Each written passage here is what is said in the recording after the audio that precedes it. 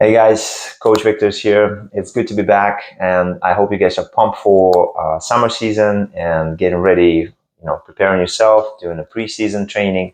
And today's topic is quite interesting. I feel like not a lot of professionals actually touch on this topic on the internet, and I think it's very important. We're going to talk about difference between dynamic warm-up and stretching. And the reason I wanted to talk about it is because till today, I see a lot of coaches allow their players to do extensive, long, time-wise stretching before practices and games. And so, in my view, and based on my experience with my injuries and recovery and being surrounded by professionals in the field like surgeons and top physiotherapists, which it is not recommended to do stretching, extensive stretching before the game or before the practice. What's recommended to do is called dynamic warm up. And this is really important to understand whether you're a coach who's coaching the team, whether you're an athlete who's just doing it, because I see maybe to the lack of knowledge or maybe to the lack of dealing with injuries, people do not utilize that properly. So basically, let's talk about dynamic warm up and when do you use it. So usually you start with dynamic warm up before every practice or every game.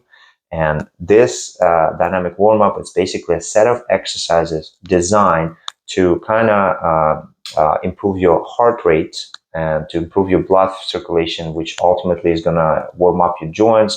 Blood's going to start, rolling around your body and going to help you. More blood you have in your joints, better for you. It means your body will be better prepared for the activities that follows after, and your heart rate. Obviously, you want to elevate this a little to start this blood pumping. Another part is that a lot of exercise there is going to be designed, going to be basically quick exercise in and out. That's going to be very close to the range of motions that you will perform in the game or in the practice. So basically, you're going to do like high knees, maybe quick little lunges, quick little like side steps and stuff. So like a little rotation. So basically, every single motion that you're probably going to do in the game. And that's exactly what you wanted to do before every practice and game. What you don't want to do is actually stretching, especially extensive. And this is why I have this rubber band in my hands. Looking weird, but I'll just explain it to you. So think about ligament in your body and think about just in general. If you next time you see your athlete or yourself, if you're doing it before the game, I see, let's say one of my players gonna stand there and pull and just stretch his hamstring or her hamstring for more than 10 seconds. So this is your ligament. Think about this. This is how it is. And now you're just standing there for 10 seconds. Try to stretch it this way, right? Think about this logically. And in the game, at which point in the game you're actually going to be standing in the game and for 30 seconds or even for 10, you're going to be standing there with your hamstring stretched like that.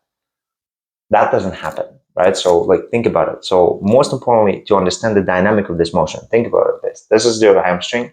This is your ligament. And now what's going to happen when you stretch it this way, it becomes thinner. So it means you're actually stretching it. To calm down from this, 30 seconds or a minute of stretching, it takes at least half an hour. You need to rest half an hour after that so it gets back and it gets enough blood circulation around it so to actually support this ligament and now kind of adjust to the new position, and you need time, which if you do before practice and game, you won't have. And that's why I wanted to coaches, athletes to understand how important it is to do everything on the right time.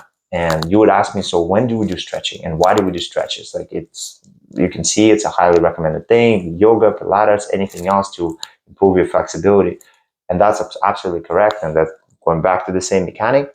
Well, we wanted to do this. We actually want to do it after the practice or after a game if you want to do it in the calm down period. That's where your ligaments are already on the higher range of motion, your ligaments are warmed up, and that's where you can just do a little bit of stretches in the end, finish it off with proper stretching, and then go home and rest. And that's where the stretching is recommended. That's where it's going to be more beneficial for you and bring you more results and good rather than do more harm. And that's where you're going to do it.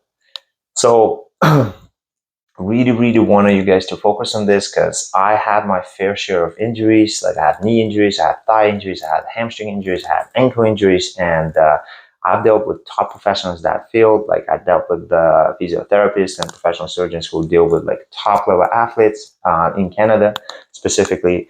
And this is what I've learned during my time. And I wish that I've learned this a long time ago when I was a kid or when I was just, and again, like starting my career as a coach as well. But this is something I hope you will find useful. Do your research, of course, and make sure you understand the difference between two and leave your comments and feedback. I really hope that this will help you to improve, whether you're an athlete or whether you're a coach.